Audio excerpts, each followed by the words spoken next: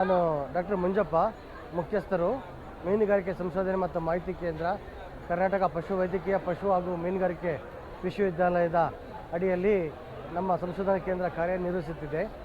ನಮ್ಮ ಮೀನುಗಾರಿಕೆ ಸಂಶೋಧನಾ ಮಾಹಿತಿ ಕೇಂದ್ರದ ಮುಖ್ಯ ಉದ್ದೇಶ ಏನೆಂದರೆ ಹೊಸ ತಂತ್ರಜ್ಞಾನಗಳನ್ನು ಅಭಿವೃದ್ಧಿಪಡಿಸ್ತಕ್ಕಂಥದ್ದು, ಮೀನುಗಳಲ್ಲಿ ಇರತಕ್ಕಂಥ ರೋಗಗಳ ಬಗ್ಗೆ ಸಂಶೋಧನೆ ಮತ್ತು ಆಹಾರ ಪದ್ಧತಿಗಳು, ಸಾಕಾಣಿಕೆ ಪದ್ಧತಿಗಳು ಮತ್ತು ಹೊಸ ತಳಿಗಳನ್ನು ಅಭಿವೃದ್ಧಿ ಮತ್ತು ಉತ್ಪಾದನೆ ಮಾಡಿ ರೈತರಿಗೆ ಸೂಕ್ತವಾದಂಥ ತಳಿಗಳನ್ನು ಕೊಡ್ತಕ್ಕಂಥ ಕಾರ್ಯಕ್ರಮಗಳು ಹಾಗೂ ರೈತರಿಗೆ ಸಾಕಾಣಿಕೆಯಲ್ಲಿ ಇರತಕ್ಕಂಥ ವಿವಿಧ ಮತ್ತು ಆಧುನಿಕ ಮೀನುಗಾರಿಕೆಯ ಪದ್ಧತಿಗಳು, ಮೀನುಮರಿಗಳ ವಿತರಣೆ, ಆರೋಗ್ಯವಂತ ಮೀನುಮರಿಗಳ ವಿತರಣೆ ಹಾಗೂ ಸ್ಕೂಲ್ ಡ್ರಾಪ್ಔಟ್ಸು ಮಹಿಳೆಯರಿಗೆ ಮತ್ತು ನಿರುದ್ಯೋಗಿ ಯುವತಿಯರಿಗೆ ತರಬೇತಿಗಳನ್ನ ಕೊಟ್ಟುಬಿಟ್ಟು ಮೀನು ಸಾಕಾಣಿಕೆ, ಅಲಂಕಾರಿಕ ಮೀನುಗಳಲ್ಲಿ ಇರತಕ್ಕಂಥ ಉದ್ಯೋಗ ಅವಕಾಶಗಳು, ಇಷ್ಟೆಲ್ಲ ನಮ್ಮ ನಿರಂತರ ಕಾರ್ಯಕ್ರಮಗಳು ನಮ್ಮ ಮೀನುಗಾರಿಕೆ ಸಂಶೋಧನಾ ಕೇಂದ್ರದಲ್ಲಿ ನಡೀತಾ ಇರುತ್ತೆ.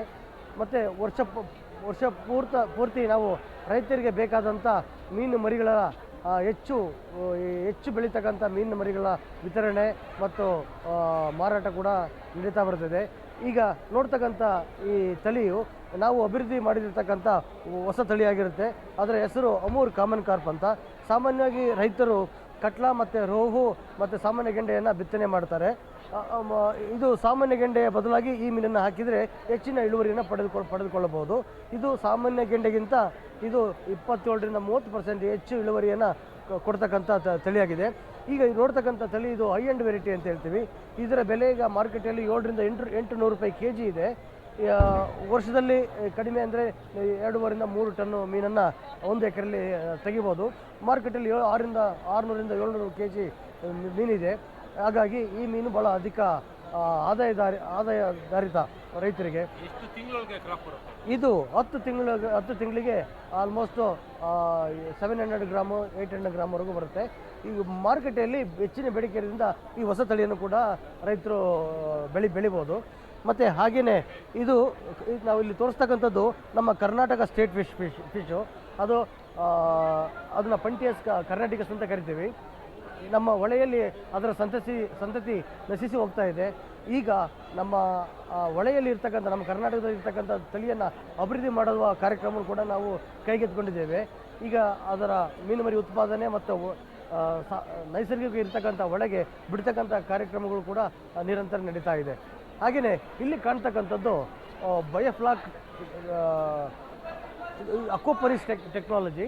ಅಕ್ವಾಪನಿಕ್ಸ್ ಟೆಕ್ನಾಲಜಿ ಅಂತಂದ್ರೇನು ಅಂದರೆ ಮೀನು ಸಾಕಣೆ ಜೊತೆ ತರಕಾರಿ ಮತ್ತು ಸೊಪ್ಪಿನ ಬೆಳೆಗಳನ್ನು ಬೆಳೀತಕ್ಕಂಥದ್ದು. ಈ ಸೊಪ್ಪಿನ ಬೆಳೆಗಳು ಮಾರುಕಟ್ಟೆಯಲ್ಲಿ ಹೆಚ್ಚು ಬೇಡಿಕೆ ಇರತಕ್ಕಂಥ ತಳಿಗಳನ್ನು ಮಾತ್ರ ಬೆಳೆಸ್ತೀವಿ. ಈಗ ಕೆಳಗೆ ಕಾಣ್ತಕ್ಕಂಥ ಏನು ಕಾಣ್ತಾ ಇದೆ ಟ್ಯಾಂಕು, ಅದರಲ್ಲಿ ಮೀನನ್ನು ಸಾಕಾಣಿಕೆ ಮಾಡ್ತೀವಿ.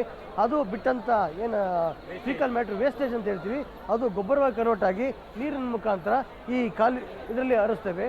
ಇದರಲ್ಲಿ ಇರ್ತಕ್ಕಂಥ ಏನು ನ್ಯೂಟ್ರಿಯೆಂಟ್ NPK ಅಂತ ಏನು ಹೇಳ್ತೀವಿ, ಅದನ್ನು ಪ್ಲ್ಯಾಂಟ್ಸ್ ಅಬ್ಸರ್ವ್ ಮಾಡ್ಕೊಂಡು ಒಳ್ಳೆ ಇಳುವರಿ ಕೊಡುತ್ತೆ. ಮೀನು ಜೊತೆ ಇದು ಕೂಡ ಹೆಚ್ಚಿನ ಇಳುವರಿನ ಪಡ್ಕೋಬೋದು. ಇದನ್ನು ನಾವು ಮನೆ ಗಾರ್ಡನ್ನು, ಟೆರೆಸ್ಸು, ಮನೆ ಸುತ್ತಮುತ್ತ ಈ ಜಾಗವನ್ನು ಈಗ ಅಕ್ವಾಪನಿಕ್ಸನ್ನು ನಾವು ಬಳಕೆ ಮಾಡ್ಕೋಬೋದು. ಇದು ಈ ಒಂದು ಅರ್ಬನ್ ಏರಿಯಾ ಏನು ಸಿಟಿ ಸೆಂಟ್ರಲ್ಲಿ ಕೂಡ ಇದನ್ನು ಬಳಕೆ ಮಾಡಿಕೊಂಡು ಅವರು ಆದಾಯವನ್ನು ಈಗ ಇದು ಮೀನುಗಾರಿಕೆ ಸಂಶೋಧನೆ ಮತ್ತು ಮಾಹಿತಿ ಕೇಂದ್ರ ಹೆಬ್ಬಾಳು ಮತ್ತು ಹೆಸರುಘಟ್ಟ ಅಡಿಯಲ್ಲಿ ನಾವು ಒಂದು ಪ್ರಾತ್ಯಕ್ಷಿಕೆ ಮತ್ತು ಒಂದು ಎಕ್ಸಿಬಿಷನನ್ನು ಇಲ್ಲಿ ಹಾಕಿದ್ದೇವೆ. ಇಲ್ಲಿ ನಾವು ರೈತರಿಗೆ ಬೇಕಾದಂಥ ಸಾಕಾಣಿಕೆಗೆ, ಬಿತ್ತನೆಗೆ ಸೂಕ್ತವಾದಂಥ ತಳಿಗಳನ್ನು ಇಟ್ಟಿದ್ದೇವೆ. ಅದರಲ್ಲಿ ಮುಖ್ಯವಾಗಿ ಕಟ್ಲಾ, ರೋಹು, ಕಾಮನ್ ಕಾರ್ಪು. ಅದ್ರ ಜೊತೆ ನಾವು ನಿರುದ್ಯೋಗಿ ಯುವತಿಯರಿಗೆ ಸ್ವಂತ ಉದ್ಯಮ ಮಾಡೋದಕ್ಕೆ ಅಲಂಕಾರಿಕ ಮೀನುಗಳನ್ನು ಹೇಗೆ ಮಾರುಕಟ್ಟೆ ಮಾಡ್ಬೋದು, ವಿವಿಧ ಜಾತಿಯ ಮೀನುಗಳನ್ನು ಇಲ್ಲಿ ನಾವು ನೋಡಲಿಕ್ಕೆ ಇಟ್ಟಿದ್ದೇವೆ. ಮನೆಯಲ್ಲಿ ಅಂದ ಚಂದ ಕಾಣಲಿಕ್ಕೆ, ಮಕ್ಕಳಿಗೆ ಜಲಚರಗಳ ಬಗ್ಗೆ ಅಭಿರುಚಿ ಪಡಿಸೋದಕ್ಕೋಸ್ಕರ ಮತ್ತು ಮಕ್ಕಳಿಗೆ ಆ ಮೀನುಗಳ ಆಹಾರ ಮತ್ತು ಅದರ ವಂಶಾಭಿವೃದ್ಧಿ, ಅದರ ಆಗುವುಗಳನ್ನು ಹೇಗೆ ನೋಡಬೇಕನ್ನೋದ್ರ ಬಗ್ಗೆ ತೋರಿಸೋದಕ್ಕೆ ನಾವು ಇಲ್ಲಿ ಇಟ್ಟಿದ್ದೇವೆ. ಇಲ್ಲಿ ಅರೌಂಡ್ 30-40 ವೆರೈಟಿ ಅಲಂಕಾರಿಕ ಮೀನುಗಳು ಇಲ್ಲಿದ್ದಾವೆ. ರೈತರು ಮನೆಯಲ್ಲಿ ಇಟ್ಕೊಳ್ಳೋರು ಸುಲಭವಾಗಿ ಕಡಿಮೆ ಖರ್ಚಿನಲ್ಲಿ ಇಲ್ಲಿ ಇರ್ತಕ್ಕಂಥ ಮೀನುಗಳನ್ನು ತೆಗೆದುಕೊಂಡು ಹೋಗ್ಬೋದು. ನಾವು ಈ ಮೀನನ್ನು 10-15 ನಂಬರ್ ಮೀನುಗಳನ್ನ ಪ್ಯಾಕ್ ಮಾಡಿದ್ದೇವೆ ವಿತ್ ಆಕ್ಸಿಜನ್ ಹಾಕಿಬಿಟ್ಟು. ಎಷ್ಟು ಕಾಸ್ಟ್ ಸರ್? ಕಾಸ್ಟ್ 50-100 ರೂಪಾಯಿವರೆಗೂ ಮೀನನ್ನು ಪಡ್ಕೋಬೋದು. ಕೆಲವೊಂದು ಸ್ವಲ್ಪ ಹೈ ಕಾಸ್ಟರ್ ಅಂತ ಅಂದರೆ 100, 150, 200 ರೂಪಾಯಿ, ಕೆಲವೊಂದು 2000ವರೆಗೂ ಮೀನು ಇಲ್ಲಿದೆ. ಬಟ್ ಅವರ ಆರ್ಥಿಕತೆ ತಕ್ಕಂತೆ ಅವರು ಮೀನನ್ನು ಪರ್ಚೇಸ್ ಮಾಡ್ಬೋದು. ಸಾಮಾನ್ಯ ಒಂದು ಚಿಕ್ಕದಾಗಿ ಇಡ್ತಾರೆ ಅಂದರೂ ಕೂಡ ಈ ಥರ ಒಂದು ಬೌಲನ್ನು, ಒಂದು ಚಿಕ್ಕ ಟೇಬಲಲ್ಲಿ ಬೌಲಲ್ಲಿ ಇಟ್ಕೊಳ್ಳೋದು ಕೂಡ ಇದಕ್ಕೆ ಫೈಟರ್ ಫಿಶ್ ಅಂತ ಹೇಳ್ತೀವಿ. ಇದನ್ನು ಕೂಡ ವಿತಿನ್ 200 and 300 ರುಪೀಸ್ ಒಳಗಡೆ ಒಂದು ಅಂದ ಚಂದ ಅಲಂಕಾರಿಕ ಸುಂದರವಾದ ಅಕ್ವೇರಿಯಮನ್ನು ಕೂಡ ಅವರು ಇಟ್ಕೋಬೋದು. ಇದರಿಂದ ಇಟ್ಕೊಳ್ಳೋದ್ರಿಂದ ಏನಾಗುತ್ತೆ ಅಂದರೆ ಕಣ್ಣಿಗೆ ಮುದ ಕೊಡುತ್ತೆ, ಮನಸ್ಸಿಗೆ ಉಲ್ಲಾಸ ಕೊಡುತ್ತೆ. ಇನ್ ಕೇಸ್ ಯಾವುದಾದ್ರೂ ಟೆನ್ಷನಲ್ಲಿದ್ದರೆ ಅದು ನಾರ್ಮಲ್ ಆಗುತ್ತೆ, ಒಂದು ರಿಲ್ಯಾಕ್ಸೇಷನ್ ಕೊಡ್ತಕ್ಕಂಥದ್ದು. ಹಾಗೆ ಇಲ್ಲಿ ಬನ್ನಿ ಒಳಗೆ. ಹಾಗೆ ಇಲ್ಲಿ ಕಾಣ್ತಕ್ಕಂಥ ಒಂದು ತಳಿ ಅಂದರೆ ಇದಕ್ಕೆ ರೋಸನ್ಬರ್ಗಿ, ಮ್ಯಾಕ್ರೋಬ್ಯಾಕ್ಟಮ್ ರೋಸನ್ಬರ್ಗಿ ಅಂತ ಕರಿತೀವಿ. ಇದು ನೀರಿನಲ್ಲಿ ಬೆಳೀತಕ್ಕಂಥ ಸಿಗಡಿ. ಇದು ಮಾರ್ಕೆಟಲ್ಲಿ ಹೆಚ್ಚಿನದಾಗಿ ಬೇಡಿಕೆ ಇರತಕ್ಕಂಥದ್ದು. 700 ರಿಂದ 800 ರೂಪಾಯಿ ಕೆಜಿ ಇದೆ. 1 ಹೆಕ್ಟೇರಿಗೆ 60,000 ರಿಂದ 70,000 ಮೀನು ಮರಿಗಳನ್ನ ಈ ರೋಸನ್ಬರ್ಗಿಯನ್ನು ಬಿತ್ತನೆ ಮಾಡ್ತಾರೆ. ಇದು ಅರೌಂಡ್ ಇಳುವರಿ ಒಂದು 3 ರಿಂದ 4 ಟನ್ ಬಂದರೆ ಮಿನಿಮಮ್ ಒಂದು 12 ಲಕ್ಷ ರೂಪಾಯಿ ಲಾಭ ಬರ್ತಕ್ಕಂಥ ಒಂದು ಉದ್ಯಮ. ಇದನ್ನು ಟ್ಯಾಂಕಲ್ಲಿ ಸಾಕ್ಲಿಕ್ಕಲ್ಲ, ಇದು ಮೀನು ಥರನೇ, ಇದು ಕೂಡ ಒಂದು ಮೀನು ಥರನೇ ಬೆಳೀತಕ್ಕಂಥದ್ದು. ಕೃಷಿ ಹೊಂಡಗಳಲ್ಲಿ, ಪಾಂಡ್ಗಳಲ್ಲಿ ಬೆಳಿಬೋದು.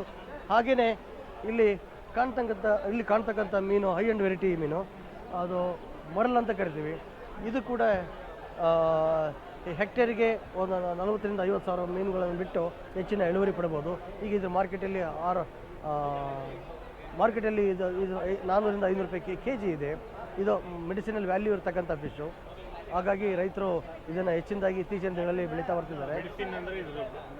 ಇದರಲ್ಲಿ ಮರಲ್ ಅಂತ ಕರಿತೇವೆ, ಇಂಗ್ಲೀಷಲ್ಲಿ ಚೆನ್ನ ಮೊರ್ಲಿಯಸ್ಸು, ಚೆನ್ನ ಸ್ಟೇಟಸ್ಸು ಹಾಗೂ ವಿಯೆಟ್ನಾಂ ಮರಲ್ ಅಂತೆಲ್ಲ ಕರಿತೀವಿ. ಮತ್ತು ಹಾಗೆ ಇಲ್ಲಿ ಕಾಣ್ತಕ್ಕಂಥ ಮೀನು ಇದು ಅಕ್ವಾಟಿಕ್ ಚಿಕನ್ ಅಂತ, ಗಿಫ್ಟ್ ತಿಲಾಪಿಯಾ ಅಂತ.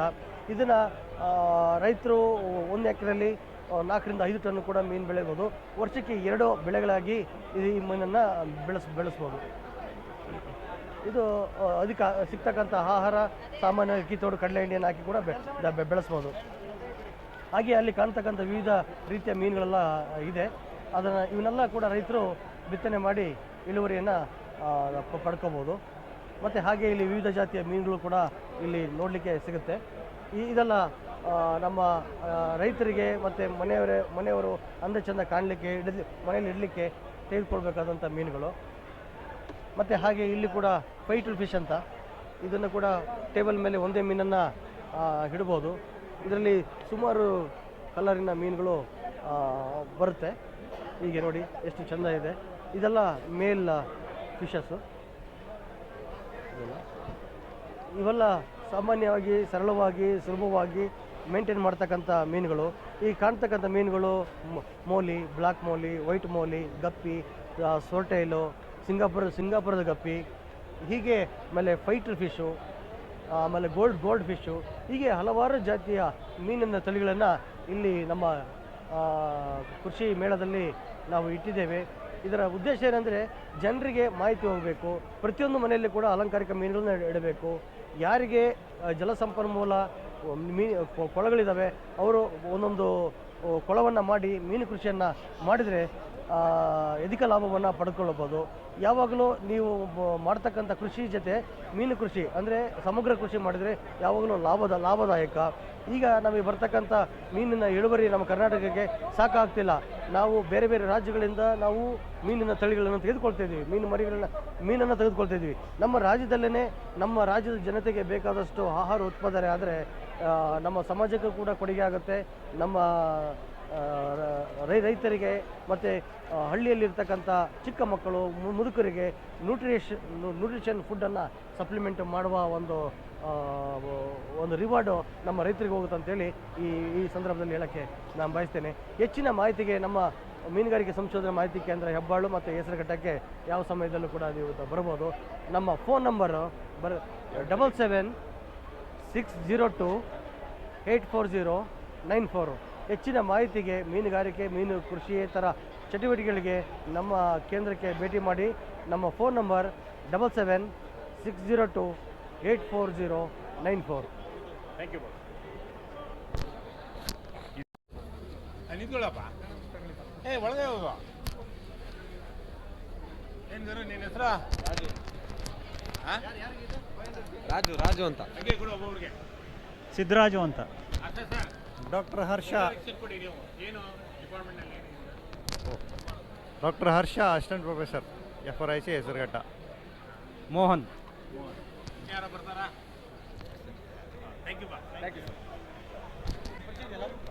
ಪರಿಚಯ ಇದೆ. ರವೀಂದ್ರಗೌಡ ಪಾಟೀಲ್ ಇವರು ಒಂದು ತಳಿಗಳ ಬಗ್ಗೆ ಒಂದು ತಳಿ ಬಗ್ಗೆ ಡೆವಲಪ್ ಮಾಡಿದ್ದಾರೆ. ಯಾವ ಸರ್ ಇದು? ತಿಲಾಪಿಯದ್ದು ಬನ್ನಿ ಸರ್ ಮಾತಾಡಿ.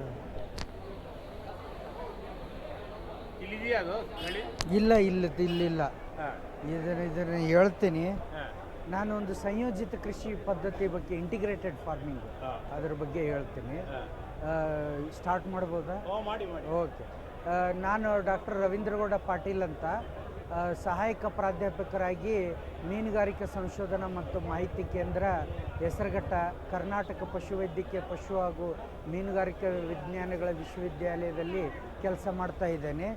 ಇವತ್ತಿನ ದಿವಸ ಕೃಷಿಮೇಳ GKVK ಅವರು ಆಯೋಜಿಸಿದ್ದು, ನಾವು ಒಂದು ಸ್ಟಾಲ್ ಹಾಕಿದ್ದೀವಿ. ಇದರದ್ದು ಲಾಭ ಒಂದು ರೈತ ಬಾಂಧವರು ಪಡ್ಕೊಳ್ಬೇಕು.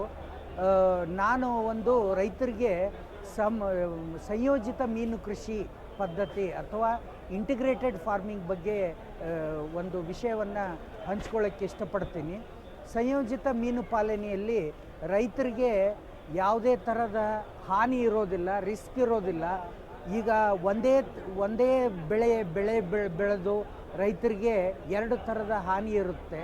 ಒಂದು, ಮಾರುಕಟ್ಟೆಯಲ್ಲಿ ಬೆಲೆ ಕಡಿಮೆ ಆದಾಗ ಒಂದೇ ಥರದ ಬೆಳೆ ಇರೋದರಿಂದ ಅವ್ರಿಗೆ ಹಾನಿ ಅನುಭವಿಸ್ತಾರೆ. ಮತ್ತು ಒಂದೇ ಥರ ಬೆಳೆ ಇರೋದರಿಂದ ಈಗ ಹೊಸ ರೋಗಗಳು ಬರ್ತಾ ಇರುತ್ತೆ. ಹಾಗಾಗಿ ಆ ರೋಗಕ್ಕೆ ಯಾವುದೇ ಥರದ ಒಂದು ಪರಿಹಾರ ಇರೋದಿಲ್ಲ, ವಿಜ್ಞಾನಿಗಳು ಕಂಡು ಹಿಡಿದಿರೋದಿಲ್ಲ ಹೊಸ ರೋಗ ಇರೋದರಿಂದ. ಹಾಗಾಗಿ ರೈತರಿಗೆ ಅದರಿಂದನೂ ಒಂದು ಹಾನಿ ಅನುಭವಿಸ್ತಾರೆ ರೈತರು.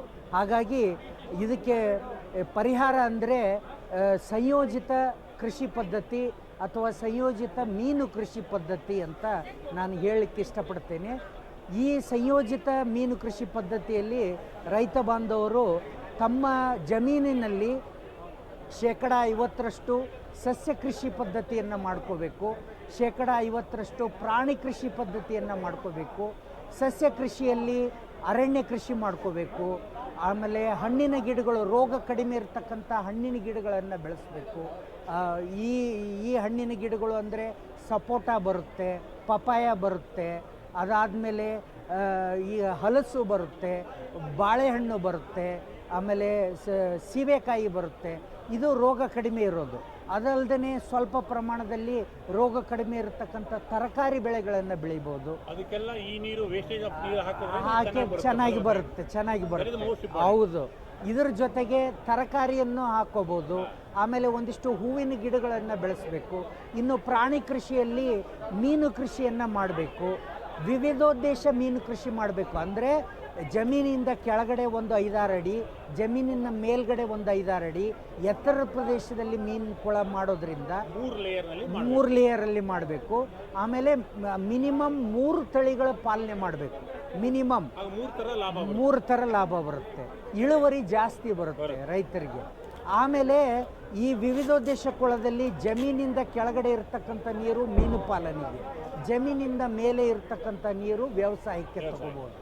ಇದರಲ್ಲಿ ಮೀನು ಪಾಲನೆ ಮಾಡಿದಂಥ ಮೀನು ಕೊಳದಲ್ಲಿರ್ತಕ್ಕಂಥ ನೀರು ರೈತರಿಗೆ ಗೊಬ್ಬರದ ನೀರು. ಇದು ಬೆಳೆಗಳು ಚೆನ್ನಾಗಿ ಬರುತ್ತೆ, ಇನ್ನೂ ಚೆನ್ನಾಗಿ ಬರುತ್ತೆ, ಹಾಕಂಗೆ ಇಲ್ಲ. ಆಮೇಲೆ ಇದಕ್ಕೆ ಇದು ನೀರು ಒಂದು ಗೊಬ್ಬರದ ನೀರು. ಅದಲ್ಲದೆ 3 ತಳಿಯ ಮೀನು ಪಾಲನೆ ಅಂದರೆ ಕಾಟ್ಲಾ, ರೋಹು, ಮೃಗಾಲು. ಇಲ್ಲ 3ನೇ ತಳಿಯಾಗಿ ಮೃಗಾಲು ಅಥವಾ ಅಮೂರ್ ಕಾಮನ್ ಕಾರ್ಪು ಅಥವಾ ಗಿಫ್ಟ್ ತಿಲಾಪಿಯಾ, ಈ ಥರದ್ದು ಒಂದು ಇದನ್ನು ಬೆಳ್ಕೋಬಹುದು ರೈತರು. ಯಾವುದು ವೇಸ್ಟ್ ಆಗೋದಿಲ್ಲ. 3 ತಳಿಗಳು ಅದನ್ನು ನೈಸರ್ಗಿಕ ಆಹಾರ, ಬೆಳೆದಂಥ ವಿವಿಧ ನೈಸರ್ಗಿಕ ಆಹಾರವನ್ನು 3 ತಳಿಗಳು ಯಥೇಚ್ಛವಾಗಿ ಬೆಳೆಸಿಕೊಂಡು ಮೀನಿನ ಮಾಂಸವಾಗಿ ಪರಿವರ್ತನೆ ಆಗುತ್ತೆ. ಇದರಿಂದ ರೈತ ಬಾಂಧವರಿಗೆ ಒಳ್ಳೆಯ ಲಾಭ ಆಗುತ್ತೆ. ಅದಕ್ಕಾಗಿ ಧಾರಾಳವಾಗಿ ಒಂದು 1/4 ಎಕರೆ ಭೂಮಿಯಲ್ಲಿ ರೈತರು ಸುಮಾರು 1,500ರಿಂದ 2,000 ಮೀನು ಮರಿಗಳು ಬಿತ್ತನೆ ಮಾಡ್ಬೋದು. Bonus scheme. ಆಮೇಲೆ 3 ತಳಿ ಮೀನು ತಳಿಗಳನ್ನು ಕಡ್ಡಾಯವಾಗಿ ಪಾಲನೆ ಮಾಡೋದ್ರಿಂದ ರೈತರಿಗೆ ಒಳ್ಳೆಯ ಲಾಭ ಬರುತ್ತೆ, ಒಳ್ಳೆಯ ಇಳುವರಿ ಬರುತ್ತೆ. ಪ್ರತಿ ಕಾಲಿಕರಿಗೆ ರೈತರು 1 ವರ್ಷಕ್ಕೆ 1 ಲಕ್ಷದವರೆಗೆ ನಿವ್ವಳ ಲಾಭವನ್ನು ಗಳಿಸ್ಬೋದು. ಇದರ ಜೊತೆಗೆ ಪಶುಸಂಗೋಪನೆಯಾಗಿ ರೈತ ಬಾಂಧವರು ಸ್ವಲ್ಪ ಪ್ರಮಾಣದಲ್ಲಿ ಹೈನುಗಾರಿಕೆ 3-4 ಹಸುಗಳು, 2 ನಾಟಿ ಹಸುಗಳು, 1 HF ಅಥವಾ ಜರ್ಸಿ, 1 ನಾಟಿ ಎಮ್ಮೆ, ಈ ಒಂದು ಹೈನುಗಾರಿಕೆಯನ್ನು ಮಾಡ್ಕೋಬೋದು. ಇದಲ್ಲದೆ ನಾಟಿ ಕೋಳಿ ಸಾಕಣೆ, ಕುರಿ ಮತ್ತು ಮೇಕೆ ಸಾಕಣೆ ಎಲ್ಲನೂ ಎಕ್ಸ್ಟೆನ್ಸಿವ್ ಆಗಿ ಸ್ವಲ್ಪ ಪ್ರಮಾಣದಲ್ಲಿ ಮಾಡಿಕೊಂಡು ಇದನ್ನು ಒಂದು ಒಳ್ಳೆ ಪ್ಲ್ಯಾನಿಂಗ್ ಮಾಡ್ಕೋಬೇಕು. ಯಾವುದೇ ಒಂದು ಕಟಾವು ಎಲ್ಲ ಒಟ್ಟಿಗೆ ಕಟಾವು ಬರೋ ಥರ ಮಾಡ್ಕೋಬಾರ್ದು. ಹಂತವಾಗಿ ಕಟಾವು ಬರೋ ಥರ ಒಂದು ಪ್ಲ್ಯಾನಿಂಗ್ ಮಾಡಿಕೊಂಡ್ರೆ ಒಂದೊಂದು ತಿಂಗಳ ಎಲ್ಲನೂ ಗ್ಯಾಪ್ ಮಾಡಿಕೊಂಡ್ರೆ ರೈತರಿಗೆ ಒಳ್ಳೆ ಇಳುವರಿ ಬರುತ್ತೆ. ಒಳ್ಳೆ ಇಳುವರಿ ಬರುತ್ತೆ. ಆಮೇಲೆ ರಿಸ್ಕ್ ಇರೋದಿಲ್ಲ. ಮೇನು ಈ ರೀತಿಯಾಗಿ ರೈತರಿಗೆ ಒಂದು ಕೃಷಿ ಪದ್ಧತಿ ಬರ್ತಕ್ಕಂಥ ತ್ಯಾಜ್ಯ ವಸ್ತು ಇನ್ನೊಂದು ಕೃಷಿ ಪದ್ಧತಿಗೆ ಮೂಲ ವಸ್ತು. ಹಾಗಾಗಿ ಈ ಸಂಯೋಜಿತ ಕೃಷಿ ಪದ್ಧತಿಯಿಂದ ರೈತ ಬಾಂಧವರಿಗೆ ತುಂಬ ಲಾಭ ಇದೆ. ರೈತ ಬಾಂಧವರು ಇದ್ರ ಜೊತೆಗೆ ವರ್ಮಿ ಕಾಂಪೋಸ್ಟ್, ಎರೆಹುಳು ಗೊಬ್ಬರ, ಇದ್ರ ಜೊತೆಗೆ ಅಜೋಲ್ಲ, ಈ ರೀತಿಯಲ್ಲೇ ಮಾಡೋದ್ರಿಂದ ರೈತ ಬಾಂಧವರಿಗೆ ತುಂಬ ಲಾಭ ಇದೆ, ತುಂಬ ಲಾಭ ಗಳಿಸ್ಬೋದು. ಹೀಗೆ ಹೇಳ್ತಾ ರೈತ ಬಾಂಧವರು ಹೆಚ್ಚಿನ ಮಾಹಿತಿಗೆ ಡಾಕ್ಟರ್ ರವೀಂದ್ರಗೌಡ ಪಾಟೀಲ್, ಸಹಾಯಕ ಪ್ರಾಧ್ಯಾಪಕರು, ಮೀನುಗಾರಿಕೆ ಸಂಶೋಧನಾ ಮಾಹಿತಿ ಕೇಂದ್ರ, ಹೆಸರುಘಟ್ಟಕ್ಕೆ ಭೇಟಿಯಾಗಿ.